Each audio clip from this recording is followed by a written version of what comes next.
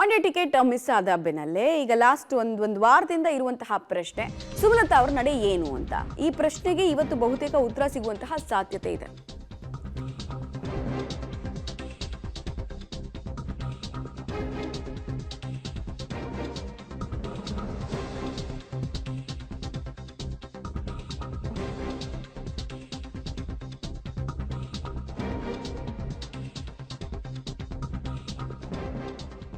ವಿಜೇಂದ್ರ ಜೊತೆಗಿನ ಸಭೆ ಬಳಿಕ ಘೋಷಣೆ ಮಾಡೋದಾಗಿ ಸುಮಲತಾ ಅವರು ತಿಳಿಸಿದ್ರು. ಹೋಲ್ಡ್ ಅಲ್ಲಿ ಇಟ್ಟಿದ್ರು, ಡಿಸಿಷನ್ ಪೆಂಡಿಂಗ್ ಅಲ್ಲಿ ಇಟ್ಟಿದ್ರು.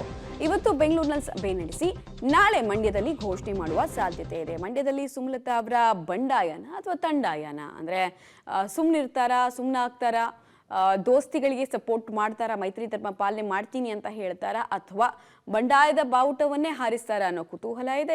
ಇದರ ಬೆನ್ನಲ್ಲೇ ವಿಜೇಂದ್ರ ಅವರು ಭೇಟಿ ಮಾಡಿರೋದು ಕೂಡ ಸಾಕಷ್ಟು ಕುತೂಹಲಕ್ಕೆ ಕಾರಣ ಆಗ್ತಾ ಇದೆ. ಕೊಟ್ಟ ಭರವಸೆಗಳ ಬಗ್ಗೆ ಏನಾದರೂ ಮಾತಾಡಿದ್ದಾರೆ ವಿಜೇಂದ್ರ ಅವರು, ಆಮೇಲೆ ಅವ್ರನ್ನ ಒಪ್ಪಿಸುವಲ್ಲಿ ಯಶಸ್ವಿ ಆಗಿದ್ದಾರಾ? ಈ ಎಲ್ಲ ಪ್ರಶ್ನೆಗಳಿಗೆ ಇವತ್ತು ಸುಮಲತಾ ಅವರು ತೆಗೆದುಕೊಳ್ಳುವಂತಹ ಡಿಸಿಷನ್ ಮೇರೆ ಉತ್ತರ ಸಿಗುತ್ತೆ. ಲಾಸ್ಟ್ ಟೈಮ್ ಆಲ್ಮೋಸ್ಟ್ 1,25,000 ಲೀಡಿಂದ ನಿಖಿಲ್ ಕುಮಾರಸ್ವಾಮಿ ಅವ್ರನ್ನ ಸೋಲಿಸಿದ್ರು ಸುಮಲತಾ ಅವರು. ಈ ಸಲ ಕೂಡ ಸ್ಪರ್ಧೆಯನ್ನ ಬಯಸಿದ್ರು. ಕೊನೆಯ ಕ್ಷಣದ ತನಕ ಅವರು ಲಾಬಿಯನ್ನ ಮಾಡಿದ್ರು. ಇನ್ಫ್ಯಾಕ್ಟ್ ಮಂಡ್ಯವನ್ನ JDSಗೆ ಬಿಟ್ಟು ಕೊಡ್ತಾ ಇದೀವಿ ಅಂತ ಬೆಂಗಳೂರಿನಲ್ಲಿ ಘೋಷಣೆ ಮಾಡೋ ತನಕ, ಅಂದ್ರೆ ರಾಧಾಕೃಷ್ಣ ಮೋಹನ್ ದಾಸ್ ಇದಾರಲ್ಲ, ಅವರು ಹೇಳೋ ತನಕನೂ ಇವರು ಡೆಲ್ಲಿನಲ್ಲೇ ಲಾಬಿ ಮಾಡ್ತಾ ಇದ್ರು. ಅಷ್ಟರ ಮಟ್ಟಿಗೆ ಟಿಕೆಟ್ ಆಸೆಯಲ್ಲಿದ್ರು. ಸೊ ಆ ಆಸೆ ನಿರಾಸೆ ಆದ ಬಳಿಕ ಸುಮಲತಾ ಅವರು ಯಾವ ಹಾದಿಯನ್ನ ಹಿಡಿತಾರೆ ಅನ್ನೋದು ಕುತೂಹಲಕ್ಕೆ ಕಾರಣ ಆಗಿದೆ. ಈ ಬೆನ್ನಲ್ಲೇ ಬಿಜೆಪಿಯ ಹಲವು ನಾಯಕರು ಸುಮಲತಾ ಅವರ ಮನವೊಲಿಸುವಂತಹ ಪ್ರಯತ್ನವನ್ನ ವಿವಿಧ ಮಾರ್ಗದ ಮೂಲಕ ಕೂಡ ಮಾಡ್ತಾ ಇದ್ರು. ವಿಜೇಂದ್ರ ಅವರು ಕೂಡ ಅದೇ ಮಾರ್ಗದ ಮೂಲಕವಾಗಿ ತೆರಳಿದ್ರು ಅಂತ ಕೂಡ ರಾಜಕೀಯ ವಲಯದಲ್ಲಿ ಒಂದಷ್ಟು ಚರ್ಚೆಗಳಂತೂ ಆಗ್ತಾ ಇದೆ. ಸುಮಲತಾ ಅವರು ಸುಮ್ಮನಾಗ್ತಾರಾ ಅಥವಾ ಪಕ್ಷೇತರವಾಗಿ ನಿಲ್ತಾರಾ? ನ್ಯೂಟ್ರಲ್ ಆದ್ರೂ ಕಷ್ಟನೇ. ಈಗ 3 ಆಪ್ಷನ್ಸ್ ಇದೆ ಸುಮಲತಾ ಅವರ ಹತ್ರ. ಒಂದು ನ್ಯೂಟ್ರಲ್ ಆಗಿರೋದು, ಇನ್ನೊಂದು ರೆಬಲ್ ಆಗೋದು, ಮತ್ತೊಂದು ಸಪೋರ್ಟ್ ಮಾಡೋದು. ಸೊ ಸಪೋರ್ಟ್ ಮಾಡಿದ್ರೆ ದೋಸ್ತಿಗಳಿಗೆ ಲಾಭ, ನ್ಯೂಟ್ರಲ್ ಆದ್ರೂ ಕಷ್ಟ, ರೆಬಲ್ ಆದ್ರೆ ಇನ್ನೂ ಕಷ್ಟ. ನ್ಯೂಟ್ರಲ್ ಆದ್ರೆ ಈಗ ಒಬ್ಬ ಸಮರ್ಥ ಕ್ಯಾಂಡಿಡೇಟ್ ಅಥವಾ ಸಮರ್ಥ ಅಭ್ಯರ್ಥಿಯ ಪರವಾಗಿ ಆಯ್ಕೆ ಆದವರು, ಜನರಿಂದ ಆಯ್ಕೆ ಆದವರು ಸಪೋರ್ಟ್ ಮಾಡಿದಾಗ ಅಥವಾ ಕೆಲಸ ಮಾಡಿದಾಗ ಅದ್ರ ಲಾಭ ಆಗತ್ತೆ. ಅದು ಬಿಟ್ಟು ತಟಸ್ಥರಾಗಿದ್ಬಿಟ್ರೆ ಲಾಭ ಆಗಲ್ಲ. ಸೊ ಹೀಗಾಗಿ ಏನ್ ಮಾಡ್ತಾರೆ ಅನ್ನೋದು ಕುತೂಹಲ. ದಿನ ನನ್ನ ಬೆಂಬಲಿಗರು ಬರ್ತಾ ಇದ್ದಾರೆ. ನಾನು ಹೇಳಿದ್ದಿಷ್ಟೇ, ಯಾವುದೇ ನಿರ್ಧಾರ ನಾನು ತಗೊಳ್ಳುವಾಗ ಮೊದಲಿಂದಲೂ ನನ್ನ ಬೆಂಬಲಿಗರು, ನನ್ನ ಹಿತೈಷಿರು, ಅವ್ರನ್ನ ಬಿಟ್ಟು ನಾನು ಯಾವುದೇ ನಿರ್ಧಾರ ತಗೊಳ್ಳಲ್ಲ. ಅವರಿಂದನೂ ಒಂದು ಅಷ್ಟು ವಿಚಾರಗಳನ್ನು ನಾನು ತಿಳ್ಕೊತೀನಿ.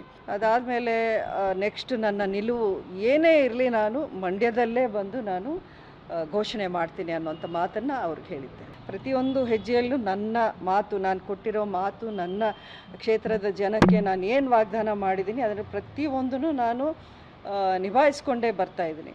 ಈಗಲೂ ಅಷ್ಟೇ, ನಾನು ಇನ್ನು ಮಂಡ್ಯ ಬಿಟ್ಟು ಹೋಗ್ತಾ ಇದ್ದೀನಿ ಅಂತ ಎಲ್ಲೂ ನಾನು ಹೇಳಿಲ್ಲ. ನಾನು ಮಂಡ್ಯ, ನಾನು ಏನೇ ಇದ್ದರೂ ನನ್ನ ಗುರುತು, ನನ್ನ ಒಂದು ಐಡೆಂಟಿಟಿ, ನನ್ನ ಅಸ್ತಿತ್ವ ಅಂದರೆ ಅದು ಮಂಡ್ಯನೇ. ಅದನ್ನು ನಾನು ಕಳ್ಕೊಳ್ಳೋಕೆ ಇಷ್ಟಪಡಲ್ಲ. ಭೇಟಿಗೆ ನಂದೇನು ಆಕ್ಷೇಪನೂ ಇಲ್ಲ, ಅದರಲ್ಲೇನು ನನಗೇನು ತೊಂದರೆನೂ ಇಲ್ಲ. ಭೇಟಿ ಮಾಡೋದು ಯಾರೇ, ನಮ್ಮ ಇದು ಅಂಬರೀಷ್ ಅವ್ರ ಮನೆ, ಯಾರೇ ಬಂದ್ರೂ ಅವ್ರಿಗೆ ಯಾವ ರೀತಿ ಗೌರವ ಕೊಟ್ಟು ನಾವು ರಿಸೀವ್ ಮಾಡ್ತೀವಿ ಅನ್ನೋದು ಈಗಲ್ಲ, ಮೊದಲಿಂದ ಅದನ್ನೇ ನಾವು ನೋಡಿ ಕಲಿತು ಬಂದಿರೋದು. ನಮ್ಮ ಮನೆಗೆ ಯಾರೇ ಬಂದ್ರೂ ನಮಗೆ ಅದು ಸ್ವಾಗತನೇ, ಅವ್ರಿಗೆ ಅಷ್ಟೇ ಗೌರವದಿಂದ ನಾವು ರಿಸೀವ್ ಮಾಡ್ತೀವಿ. ಮನವೊಲಿಸ್ತಕ್ಕಂಥದ್ದೆಲ್ಲ. ಮಂಡ್ಯ ಕ್ಷೇತ್ರದ ಸಂಸದರಾಗಿರ್ತಕ್ಕಂಥ ಸುಮಲತಾ ಅವ್ರನ್ನ ನಾನು ಕೂಡ ರಾಜ್ಯದ ಅಧ್ಯಕ್ಷನಾಗಿ ಭೇಟಿ ಮಾಡೋರ ಜೊತೆ ಚರ್ಚೆ ಮಾಡಬೇಕಾಗಿರ್ತಕ್ಕಂಥ ನನ್ನ ಕರ್ತವ್ಯ. ಬದಲಾಗಿರ್ತಕ್ಕಂಥ ರಾಜಕಾರಣದಲ್ಲಿ ಇವತ್ತು ಮಂಡ್ಯ ಲೋಕಸಭಾ ಕ್ಷೇತ್ರವನ್ನು ನಮ್ಮ ಕೇಂದ್ರದ ವರಿಷ್ಠರು ಜಾತ್ಯತೀತ ಜನತಾದಳಕ್ಕೆ ಬಿಟ್ಟುಕೊಟ್ಟಿರ್ತಕ್ಕಂಥ ಸಂದರ್ಭದಲ್ಲಿ ಸಂಸದರನ್ನು ಭೇಟಿ ಮಾಡಿ ಅವರ ಸಹಕಾರವನ್ನು ಕೇಳಬೇಕಾಗಿರ್ತಕ್ಕಂಥದ್ದು ನಂದು ಕೂಡ ಕರ್ತವ್ಯ ಇದೆ. ಸಾಕಷ್ಟು ವಿಚಾರಗಳನ್ನು ಚರ್ಚೆ ಮಾಡಿದ್ದೇವೆ. ಸುಮಲತಾ ಅವರು ಕೂಡ ಸಕಾರಾತ್ಮಕವಾಗಿ ಸ್ಪಂದನೆ ಮಾಡಿದ್ದಾರೆ. ಅವರು ಕೂಡ ಎಲ್ಲ ಅವರ ಅಭಿಮಾನಿಗಳ ಜೊತೆ ಚರ್ಚೆ ಮಾಡಿ ಮುಂದಿನ ತೀರ್ಮಾನವನ್ನು ತೆಗೆದುಕೊಳ್ತೇನೆ ಅಂತ ಹೇಳಿದ್ದಾರೆ. ಬಟ್ ನನಗಂತೂ ವಿಶ್ವಾಸ ಇದೆ, ಅವ್ರು ನಮ್ಮ ಜೊತೆಲಿ ಇರ್ತಾರೆ, ನಮ್ಮ ಪಕ್ಷಕ್ಕೂ ಕೂಡ ಶಕ್ತಿಯನ್ನು ತುಂಬತಕ್ಕಂಥ ಕೆಲಸ ಮಾಡ್ತಾರೆ. ಇದು ಅವರಿಗೆ ತಾತ್ಕಾಲಿಕ ಹಿನ್ನಡೆ ಅಂತ ಅನ್ನಿಸ್ಬೋದು, ಆದರೆ ಮುಂದೆ ಭವಿಷ್ಯದಲ್ಲಿ ಅದು ಎಲ್ಲವೂ ಕೂಡ ಒಳ್ಳೆಯದಾಗ್ತದೆ ಅನ್ನೋದನ್ನು ನಾನು ಕೂಡ ಮನವರಿಕೆ ಮಾಡಿಕೊಟ್ಟಿದ್ದೇನೆ. ನಮ್ಮ ರಾಷ್ಟ್ರೀಯ ನಾಯಕರುಗಳು ಕೂಡ ಚರ್ಚೆ ಮಾಡಿದ್ದಾರೆ. ಎಲ್ಲವೂ ಕೂಡ ಒಳ್ಳೆಯದಾಗುತ್ತೆ ಅನ್ನೋ ವಿಶ್ವಾಸ ನನಗೆ ಸಂಪೂರ್ಣವಾಗಿದೆ. ಸಹಜ, ಯಾಕಪ್ಪ ಸಂಸದರಾಗಿ ಅವರು ಯಾವುದೋ ಒಂದು ತೀರ್ಮಾನವನ್ನು ತೆಗೆದುಕೊಳ್ಳುವ ಪೂರ್ವಭಾವಿಯಾಗಿ ಅವರ ಅಭಿಮಾನಿಗಳ ಒಂದು ಅಭಿಪ್ರಾಯವನ್ನು ಪಡೆದುಕೊಳ್ಬೇಕಾಗ್ತದೆ. ನಾನು ಕೂಡ ಅದನ್ನೇ ಸಲಹೆ ಕೊಟ್ಟಿದ್ದೇನೆ. ಅದು ಒಟ್ಟಾರೆಯಾಗಿ ನಮ್ಮ ಚರ್ಚೆಗಳು ಒಳ್ಳೆ ರೀತಿಯಲ್ಲಿ ಆಗಿದೆ, ಒಳ್ಳೆ ತೀರ್ಮಾನವನ್ನು ಮಾಡ್ತಾರೆ ಅನ್ನೋ ವಿಶ್ವಾಸ ನನಗೆ ಸಂಪೂರ್ಣವಾಗಿದೆ. ನೋಡೋಣ, ಎಲ್ಲವೂ ಕೂಡ ರಾಷ್ಟ್ರ ಮಟ್ಟದಲ್ಲಿ ಚರ್ಚೆ ಆಗಿದೆ.